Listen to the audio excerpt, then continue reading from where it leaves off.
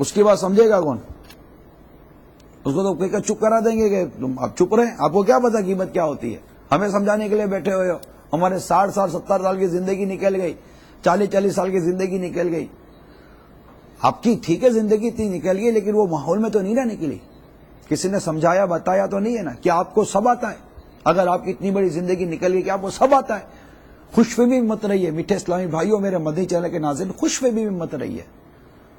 اللہ تعالی ہمیں امام اعظم رضی اللہ تعالی عنہ کا کہ حسن اخلاق کا، اخلاص کا اور خوف خدا کا صدقہ نصیب فرمائیں. کہ میرے امام اعظم امام ابو حنیفہ رحمۃ اللہ تعالی علیہ کو کسی نے کہا اے امام اللہ سے ڈرو،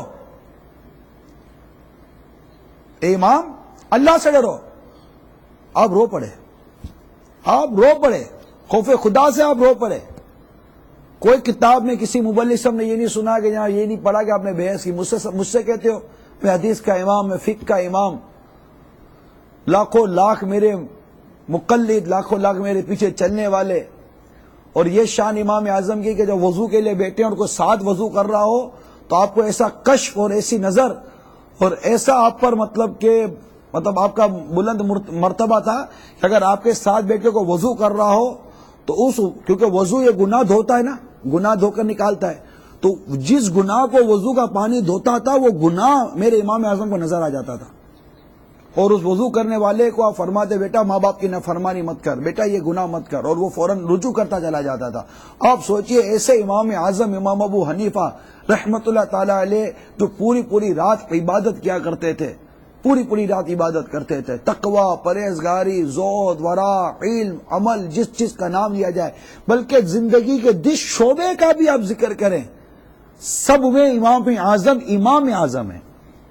ایسے امام اعظم ہیں. اور ان کو کوئی کہے کہ امام خدا سے ڈرو، اللہ سے ڈرو، آپ رو رہے ہیں، خوف خدا سے رو رہے ہیں.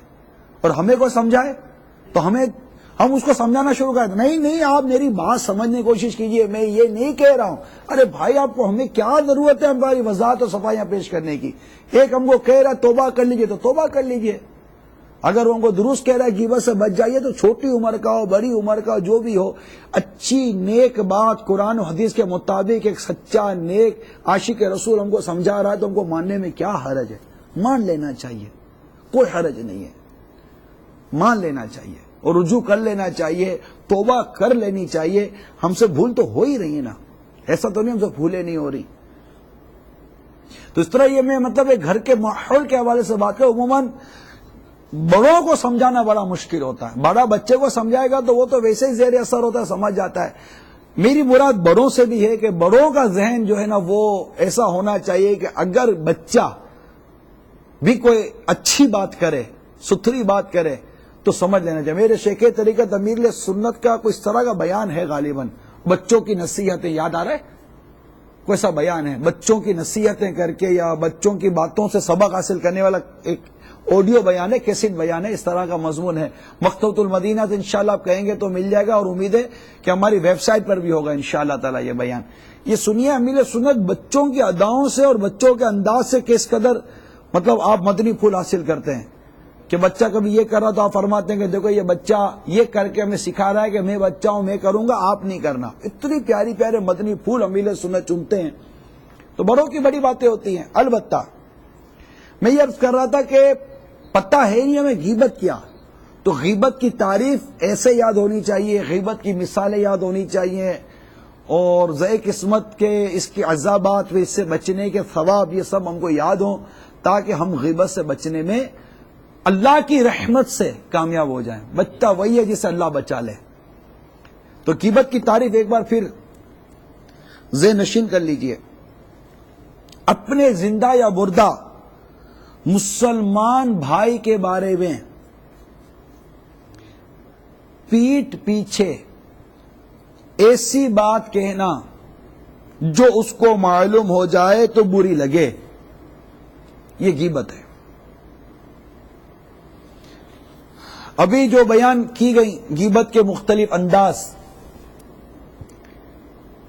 جو بھی آپ نے سنا کہ اس طریقے سے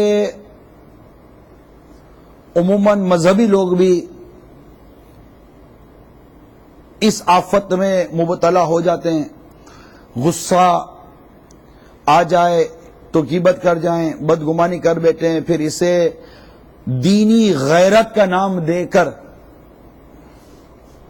اپنے آپ کو سمجھا لینا، یہ درست نہیں ہے۔ پھر ہم تو اس کی نصیحت اور اصلاح کے لیے ایسا کر رہے ہیں، ہم تو اس کی خیر خواہی اور بھلائی چاہنے والے ہیں، لیکن سب کے سامنے غیبت کی تعریف یاد رکھ لیجئے۔ اور ہمارے شیخ طریقت امیل سنت نے جو یہ سارا غیبت کے انداز کا ایک ذائچہ کھینچ کر دیا، غیبت کے انداز کا ایک ذائچہ کھینچ کر دیا ہے، اس سے بالکل یاد کر لینا چاہیے۔ اللہ تبارک و تعالی جلد از جلد وہ دین لائے، ہمارے باپا کو اور برکتیں اور برکتیں اور برکت عطا فرمائے، اور بہت جلد یہ غیبت کی کتاب ایک کاش منظر عام پر آ جائے۔ انشاءاللہ عز و جل اس کتاب سے ہم نیت کرتے ہیں کہ خود بھی فائدہ اٹھائیں گے، اور انشاءاللہ اس کو خوب خوب خوب خوب عام کریں گے انشاءاللہ عز و جل۔ بہت ہی زیادہ مطلب یہ غیبت کے معاملات ہیں۔ تو ہمارے بزرگان دین رحمت اللہ تعالی علیہ یہ غیبت سے بچتے تھے اور بچنے کی صورتیں پیدا کرتے تھے۔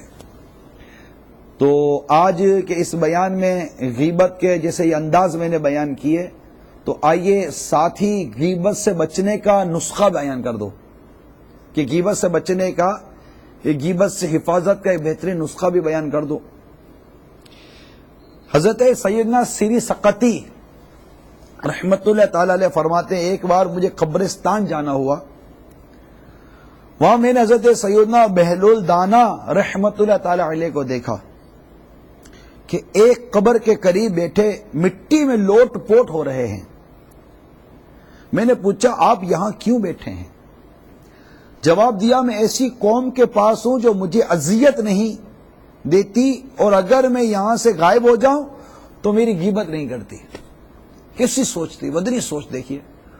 قبرستان، قبر کے پاس جا کر بیٹھ گئے، اور کتنی ستھری سیدھی اور سچی بات کی، صاف ستھری بات کر دی کہ میں ان کے پاس بیٹھتا ہوں تو یہ مجھے اذیت نہیں دیتے، اور ان سے اٹھ کے جاتا ہوں تو یہ میری غیبت نہیں کرتے۔ اور ہم جب لوگوں میں بیٹھتے ہیں تو حال کیا ہوتا ہے یہ سب جانتے ہیں، کیونکہ یہ جتنی باتیں غیبت کے انداز ہمیں امیل سنت نے بیان کی، کوئی اکیلے میں تھوڑی کرے گا باتیں۔ غیبت کے لیے مجلس ضروری ہے، کوئی دیکھ رہا ہو، کوئی سن رہا ہو، کوئی ساتھ بیٹھا ہو تو غیبت کریں، اس کی طرف اشارہ کرے گا، اس کو لکھ کر دے گا، اس سے زبان سے غیبت کرے گا۔ تو غیبت کے لیے ایک دو تین مطلب کسی نہ کسی فرد کا ساتھ ہونا ضروری ہے، تبھی وہ غیبت کرے گا، ورنہ کیا کرے گا؟ کسی سے فون پہ بات کرے گا تو یوں اپنی کسی مجلس کو قائم کرے گا، اکیلے میں بیٹھا بیٹھا کیا غیبت کرے گا؟ تو غیبت سے بچنے کے لیے اور متعدد گناہوں سے حفاظت کا بہترین نسخہ لوگوں سے الگ تھلگ رہنا ہے۔ چنانچہ حجت الاسلام حضرت سیدنا امام محمد بن محمد غزالی علیہ رحمت اللہ الوالی کے فرمان کا خلاصہ ہے، عام لوگوں کی عموماً عادت ہوتی ہے کہ جہاں کہیں مل بیٹھے کہ کسی نہ کسی کی عزت کے پیچھے پڑے، یعنی غیبتیں اور چگلیاں شروع ہو گئیں، کیونکہ ان کی غذا یہی ہے۔ ایسے لوگوں کے اکیلے میں دل اکتاتا ہے، لہذا مل جل کر گپ شپ اور تیری میری کرنے میں ٹائم پاس کرتے ہیں۔ اگر آپ ایسوں کے ساتھ بیٹھیں گے تو گناہوں بڑی باتوں میں بھی ہاں میں ہاں ملانی پڑے گی، یوں گناہ گار اور عذاب نار کے حقدار ہوتے رہیں گے۔ اگر ہاں نہ کیے بغیر خاموش رہیں گے تب بھی نہیں بچ سکتے، کیونکہ غیبت سننے والا بھی غیبت کرنے والے ہی کی طرح گناہ گار ہوتا ہے۔ اب وہ بندہ غور کرے جائے گا کہاں؟ اگر آپ ان کی گناہوں بھری باتوں پر اعتراض کریں گے تو یہ آپ کے خلاف ہو جائیں گے، نتیجتاً وہ آپ کی غیبتوں اور دل آزاریوں پر اتر آئیں گے۔ ہمارے بزرگان دین رحمہم اللہ المبین کے لوگوں سے میل جول کے معاملے میں کترانے کی مثالیں دیتے ہوئے حجت الاسلام حضرت سیدنا امام محمد بن محمد غزالی علیہ رحمت اللہ الوالی احیاء العلوم، جن کا ترجمہ ہوا ہے کہ دوسری جلد کے صفحہ نمبر 228 اور 229 پر نقل کرتے ہیں، حضرت سیدنا سیری سقطی علیہ رحمت اللہ القوی نے فرمایا، اگر میرا کوئی مسلمان بھائی میرے پاس آئے اور میں اس کے آنے پر اپنے ہاتھ سے داڑھی کو ٹھیک کروں تو مجھے ڈر ہے کہ کہیں میرا نام منافقوں کی فہرست میں نہ